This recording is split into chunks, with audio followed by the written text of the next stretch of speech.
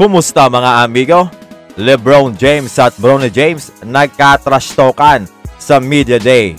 Player ng Lakers may pasimpleng banat kay Coach Darvin Ham at mentality ni D'Angelo Russell, delikado ang opposing team.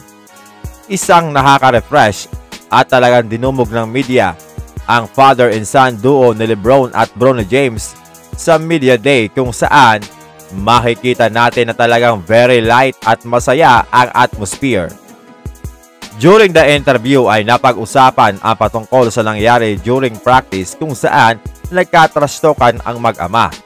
Napag-usapan ng mag-ama ang play kung saan nakita daw ni Bronny na nakatapak na nga sa labas ng linya ang paa ni LeBron, pero hindi naman daw tinawagan ng referee. Dagdag pa ni LeBron, may play din daw na binantayan niya si Bronny kung saan na-force nga itong tumapak sa labas ng linya. Reklamo ni Bronny James na foul daw siya ng kanyang ama dahil hinampas ito mga amigo. So balit katwiran nga ni LeBron ay wala naman daw tawag ang referee, kaya hindi masasabing foul.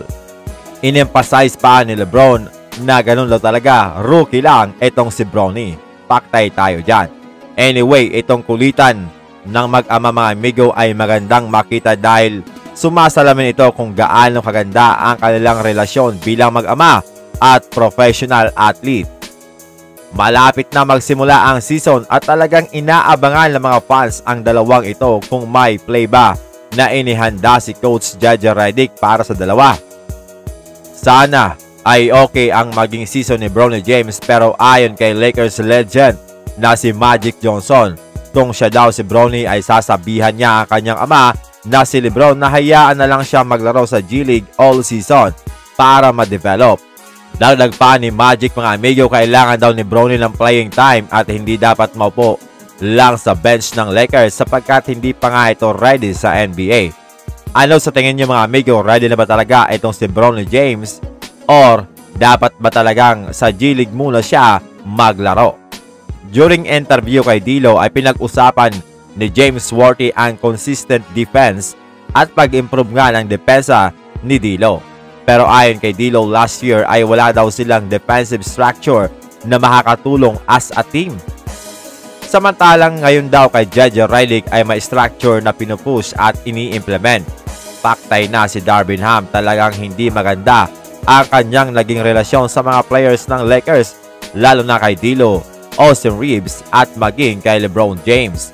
Kaya naman hindi na katakataka na tinanggal ito ng Lakers. Ang naging problema pa dito kay Coach Darvin Ham ay ang kanyang starting lineup na pabago-bago at hindi nag-stick sa dati nitong starting lineup.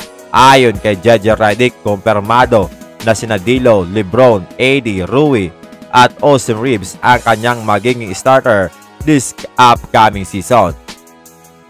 This coming season mga amigo ay talagang mataas ang kumpiyansa ni D'Lo sa kabila ng maraming trade rumors na laging napapasama ang kanyang pangalan. Ayon kay D'Lo, kailangan niya lang daw magtiwala sa kanyang kakayahan kung ano ang kanyang kayang gawin at alam niya daw na siya ay magiging problema ng opposing team. Dagdag pa ni D'Lo, pinapanatili niya daw ang mataas na kumpiyansa sa kabila ng mga ups and downs at ang paghihirap na kanyang pinagdaanan.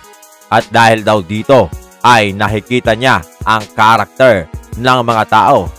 Well, matindi talaga ang impact ni D'Lo sa Lakers, lalo na kapag pumapasok ang kanyang mga tira, bagay na dapat niyang palakasin para mas maging kapaki-pakinabang siya dito sa Lakers.